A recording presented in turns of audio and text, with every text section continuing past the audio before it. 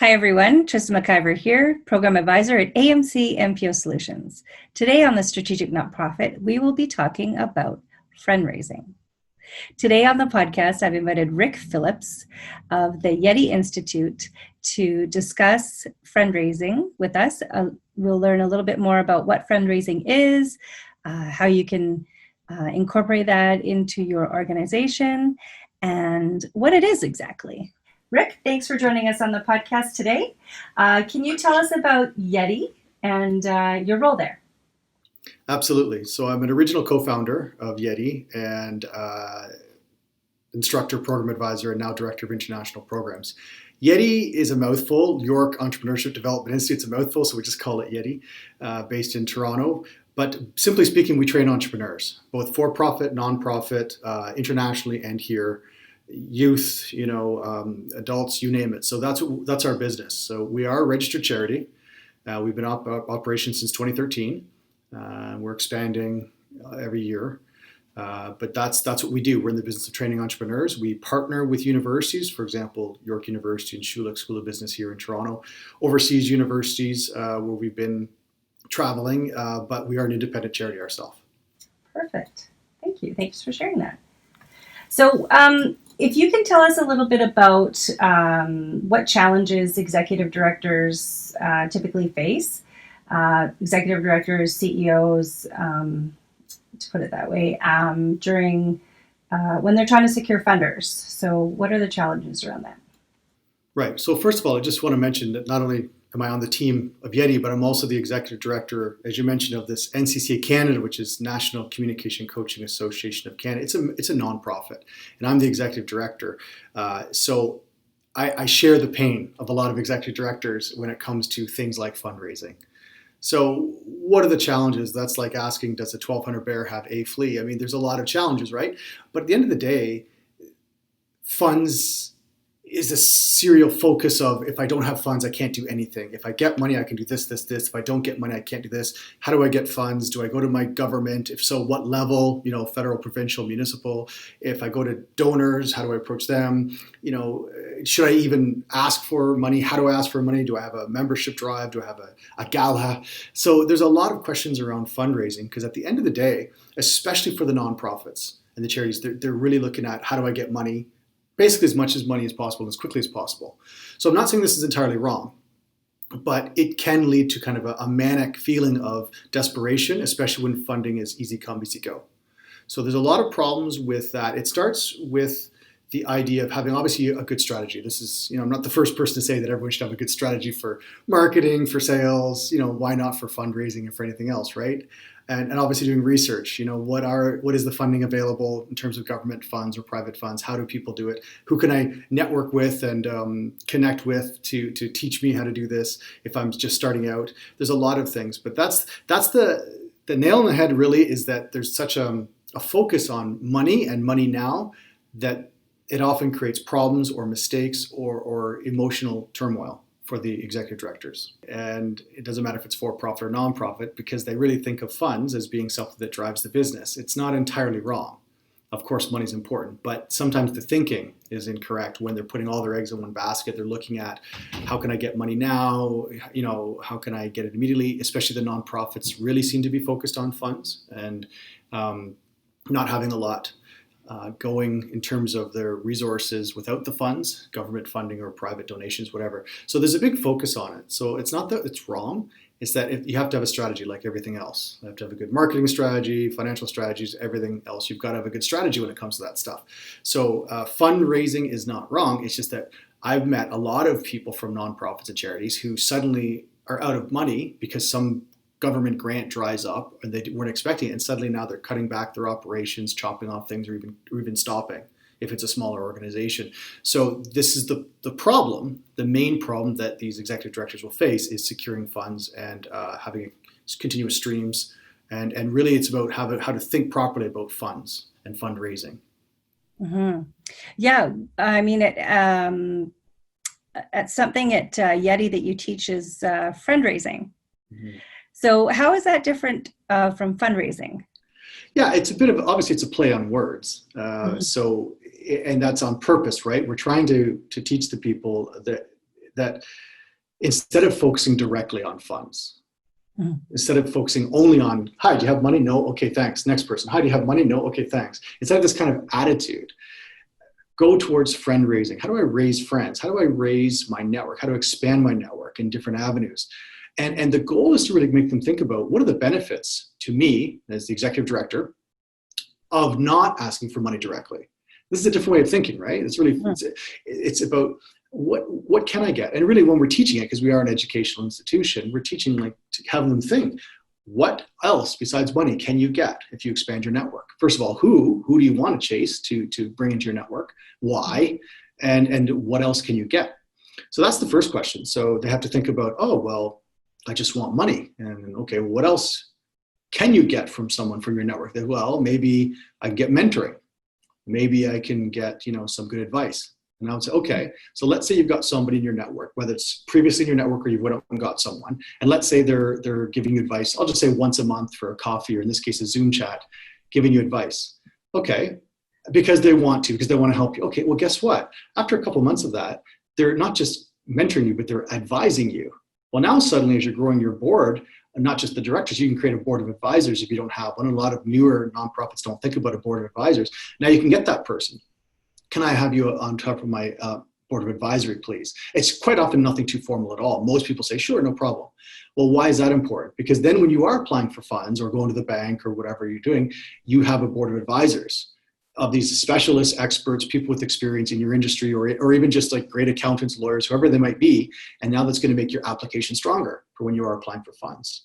So it's not directly saying, hey, I want to find this person here and immediately get them to sign on something that they trust me with their money. It's not that. It's about just how can I expand my network of friends, LinkedIn, et cetera, and what are the other benefits that I can get besides asking for money directly. So when you change your focus from looking at money directly, suddenly the world opens up a bit. And that's just one example of how a part-time mentor can become on your board advisor to help you have a stronger company profile. It's just one example, right? There might be another person who, through your networking, offers some shared office space or office space at a lower price, right? So again, you're always looking for money because, well, I need this. Well, I need office space. I need print photocopies. Okay, but it's not the money. As Tim Ferriss said when he wrote the book, The 4-Hour Workweek, it's not really the money you want. It's what you're going to get with the money. So instead of looking at the money, look at the goal. So if someone's offering you free office space or part-time office space, or that's the goal. If someone is going to help share their booth at some event or conference or networking event or trade show that you need, that's the goal. It's not about I need money all the time. So it's you got to think differently. And I always tell people anyway with nonprofits, you always have to be thinking like, here's my nonprofit hat. I always kind of joke and say I've got a nonprofit hat on because I work in for-profit nonprofit, right? So when I have a nonprofit hat, it means I'm allowed to ask for anything at any time in the name of a nonprofit. I may not get it, but I can ask for it, right? I can say like, hi, do you have something free? I'm a nonprofit. Can I get a discount? I'm a nonprofit. You've got to train yourself as an executive director because it trickles down. The people below you, they see, and obviously there's a lot of people that have a small team anyway at the beginning. They've got to see this attitude. So you have to cultivate it yourself. I'm a nonprofit today. I want something for free. So again, I'm not chasing money directly. It's not exactly fundraising, but it's about this dilemma of what do I do without a lot of money? Okay. Mm-hmm. So that's the first half, is training the people to think themselves about that it's okay to ask for money. How do I do it? How do I expand my network? How do I find different avenues and opportunities besides money directly? Money may come, but it's not directly. And the other half of it is asking yourself, why would that person want to help me? So let's say I pick out someone on LinkedIn and go, he or she's a big former CEO of a big nonprofit or whatever it might be, right? Oh, that'd be a great person to network with. And I send an email, but maybe I don't get a response. Why? So I've got to think to myself, what would make that person respond and say, yeah, sure, Rick, I'd like to meet you and chat about whatever. So that's the other half of this, which we'll probably get to, I'm sure. So there's two ways to look at it. It's like, what's my benefit to raise friends and what is the benefit they would have to connect with me? So, yeah, and I read a little bit online too myself, and there's, it explained more about building relationships opposed to just the asking for money.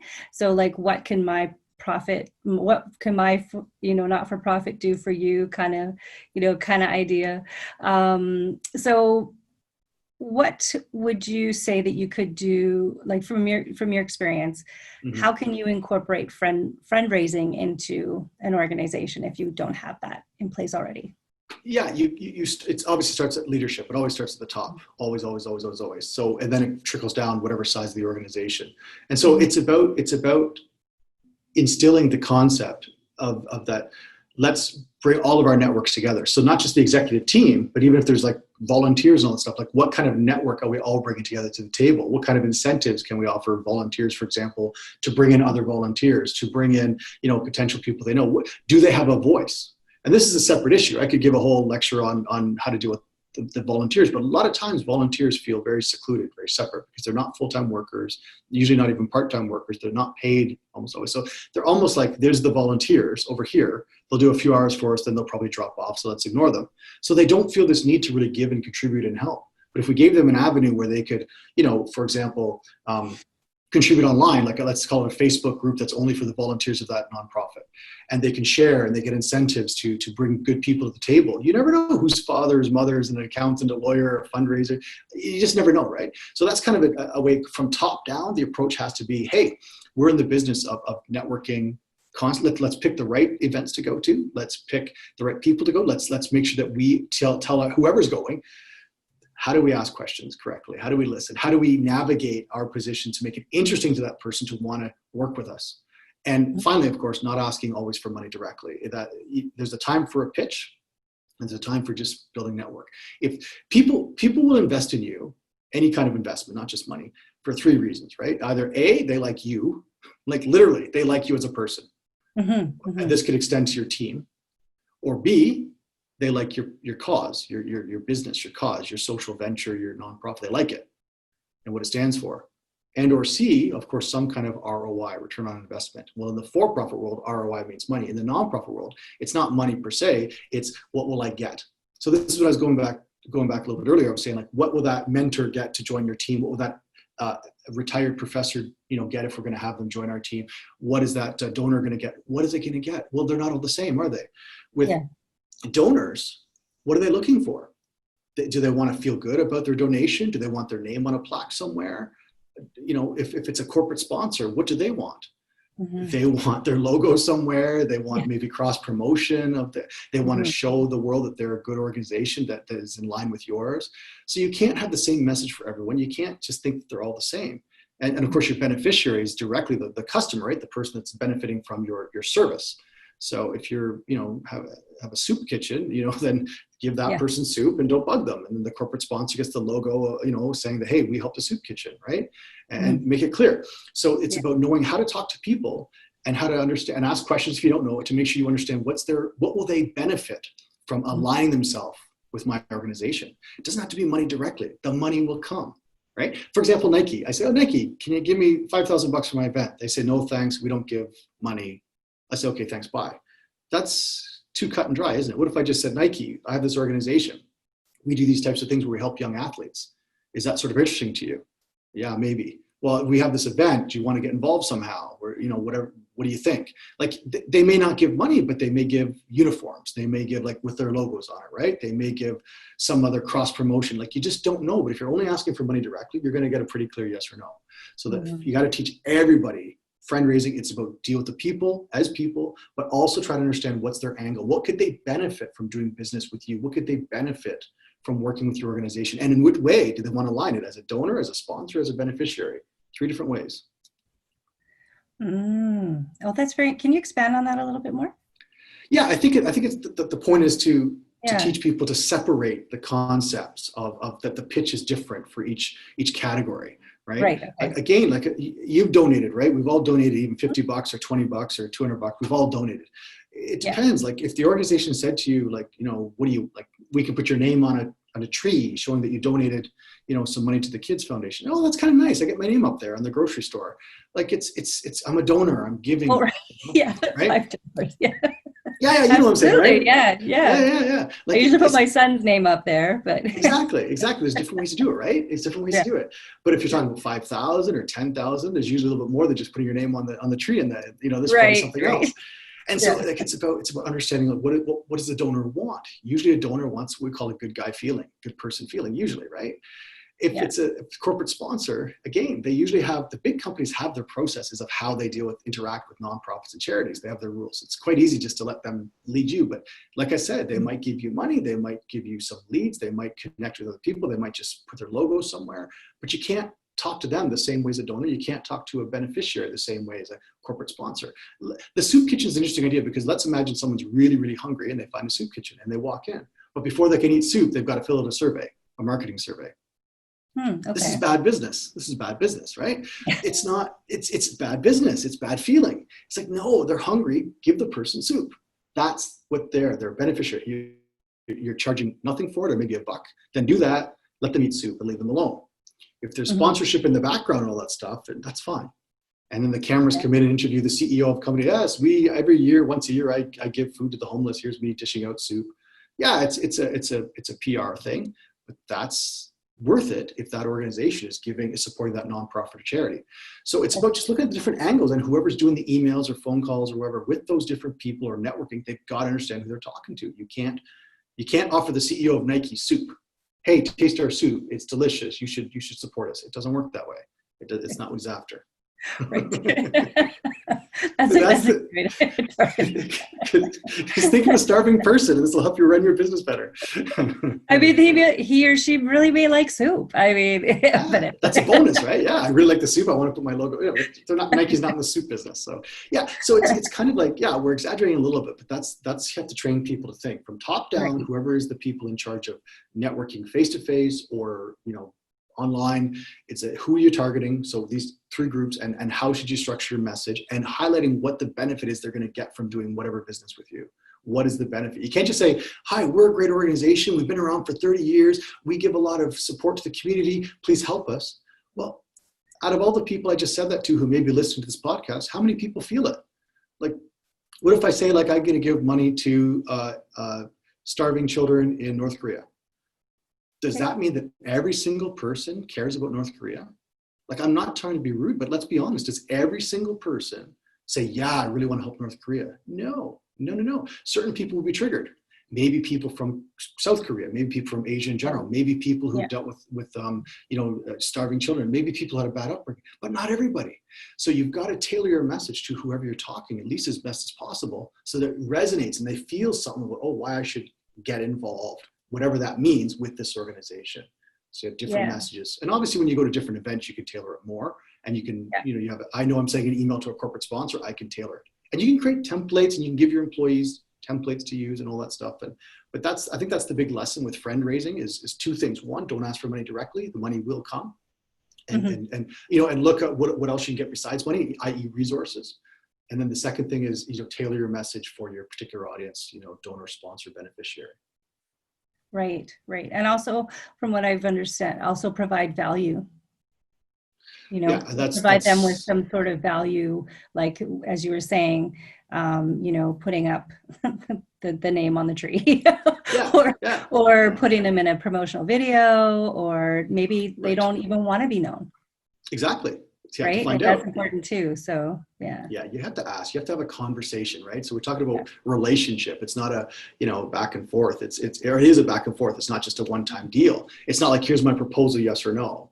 Here's what we do. Do you want in or out? It can't be that way. You've got to be chat and flexible, and especially as a nonprofit or charity, and see what's going to make that person comfortable in whatever way they want to get organized.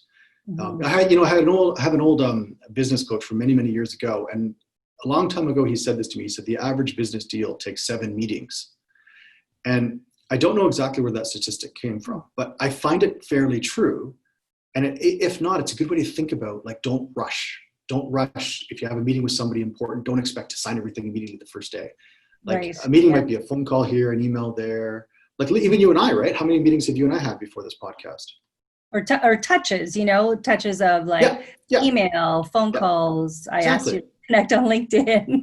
Yeah, right. We've had like 5 or 6 at least. Yeah, 5 or 6 at least, right? Yeah, exactly. So just teaching people to relax and to have good communication skills. I mean, I'm a communication coach by trade. That's my focus is good listening skills. Asking the right questions. Who you're talking to, tailoring your answer to be persuasive to their benefit. These are communication skills. So that's really important for anyone at any level working at the nonprofits or charities to pay attention to. Yeah. So if you were to give a piece of advice to an executive director or CEO, I know you've touched on a few things already. Right. Is there something else that you would suggest? I think trust the process, trust that relationship building is a good thing and that will create a lot of opportunities. And to see the opportunities, like I said, it may not be somebody writing a check, but maybe through that connection, you get some furniture donated to your space, you get some iPods donated to your class, teaching children. Like there's a lot of things that can come out of that if you're open to that idea. But if you're too narrowly focused on money, yes or no, you're going to miss those opportunities. Right. So keeping an open mind. Yeah. Yeah. And not just open mind, but like the radar's on, like really kind of having this sense of like, I meet this person, again, this is especially true when you find someone that you feel is really going to be really valuable to your organization, right? Someone who could mentor, someone who could bring in a big check, someone who has got a lot of experience. Like those people we place a lot of high value on. Like that's really important, right? To build that relationship. Like I said, like what would be in that person's benefit to work with your organization and in what capacity? Is it that they, like you and your team, they like what you're doing. There's going to be some sort of return on investment, which is not money, but it's some kind of good guy feeling. It's some kind of, mentoring opportunity, which they want to do. They want to give back to society. They want to have their name on some sort of, monument of some kind. You've got to find out and give that person what they want. Don't try to give, soup to the corporate sponsor. Give the person what they want, and you'll have happier relationships. You have longer relationships.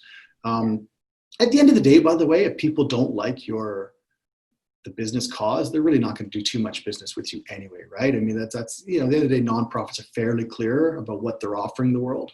And so if people are really not interested, they're not going to do too much. It might be a one-off. You really want to get the people involved who really, believe in what you're doing, obviously, right? And you have a longer life with them. But also if they like you and your team. So it is true. It's not just about, the organization. It's about how you show up, how you talk, how you present yourself, how you communicate, and you and your team that represents the company. It's also very important. Yeah, no, that's a very good point. Is there anything you want to add? Is there anything that I missed? No, I don't think so. It's a big world. Like communication skills is a big topic, and fundraising is a big topic, and FriendRaising is a combination of both. And so at the end of the day, yes, you're fundraising, but you're doing it by relationship building and by being open to the opportunities of what those relationships could bring. And you're not afraid to ask because you have a nonprofit hat on. At the end of the day, though, the money will come and support will come. The only other thing I could add is that for all nonprofits out there, do not rely solely on government funding. A lot of newer nonprofits, they try to get a grant through the government, and that grants last for 2 or 3 years max, and then suddenly it's gone. So they do all this work to build up their organization, then it's gone, because that's the way the government works. The government's trying to wean you off, and I'm just saying this because a lot of people who get into a nonprofit at the beginning, they don't know this, right? So they get all this money and they're like, wow, I got millions of dollars from the government, and then suddenly it runs out and they apply again, they don't get it. And then suddenly they're cutting back. So the key is to diversify your income like any other for-profit. What money do I have coming in from grants at 3 different levels? How's my donor, window going here? Can I sell my product or service to the open market? Right? So, people sell t-shirts and sell mugs and all that stuff. There's nothing wrong with that. It's a product that you can sell to the open market. You can sell like events, right? Tickets to an event, like a gala of some kind. You can raffle off things if you're registered for that. And there's all these opportunities where you can make sure you diversify that stream coming in. So that you're not struggling all the time as a nonprofit or charity. And this sounds funny, but don't feel guilty for raising money. A lot of charities and nonprofits, because we teach a ton through YEDI, we know they feel guilty. They're like, oh, I'm a nonprofit. I'm not supposed to have a lot of money. I'm supposed to have a zero balance at the end of the year. No, you're not, man, not at all. You're supposed to raise money so you can do good with that money. And you're allowed to have like what the government calls like saving for a rainy day, which is up to 6 months operational cost. You're allowed to actually save in your bank account. So you can be making millions of dollars as an organization as long as those millions of dollars are doing what it's supposed to. So don't have this guilty feeling about asking for money. Don't have a guilty feeling about raising money. Just do what you're supposed to do according to your mission. And when you get these resources, you'll be able to do more good and you expand. So that's again, it's an attitude of how people think, especially newer people into the nonprofit space. They have some challenges adjusting to the different thinking, I believe. Well, thanks. Thanks for joining us today, Ric. You're welcome. In the show notes, we'll have some information so anyone can learn more about YEDI and Sounds great. And how YEDI can help the not-for-profits. Sounds great. Look forward to any communications. I'm happy to respond directly. Okay, great. Thank you. Bye. Bye. Oh, it's probably because I'm not hooked up. Ah! Oh my God. Are you there still? And I'll be like, okay, come back. No. Yeah, come back. Come back. Let me try and relate that to my next question. Exactly. Thanks, Ric. Thanks for joining us, Ric. How are you today? Okay, you got a lot of work there.